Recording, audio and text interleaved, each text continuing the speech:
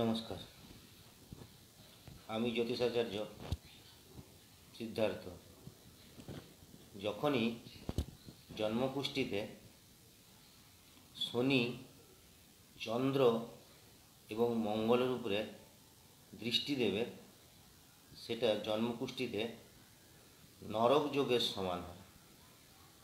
নরক যোগ কীরকম দেখবেন, নিজের ঘরেই সবসময় অশান্তি, মনে শান্তি নেই, স্বামী স্ত্রীর মধ্যে মনোমালিন্য, সন্তানের মধ্যে মনোমালিন্য, পিতা পুত্রের মধ্যে মনোমালিন্য, ভাই বোনের মধ্যে মনোমালিন্য। যখনই শনি চন্দ্রমঙ্গলের উপরে দৃষ্টি দেবে, মনকে অশান্ত করে দেবে, শরীরের বহু রোগ বাসা বাঁধবে। এটা হতেই হবে। তাই জন্মকুষ্ঠিতে চন্দ্রমঙ্গলের ওপরে দৃষ্টি শনির কখনোই ভালো নয়। এই দৃষ্টি খুবই খারাপ।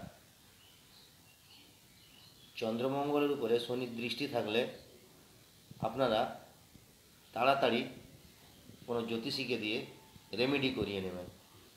ধন্যবাদ।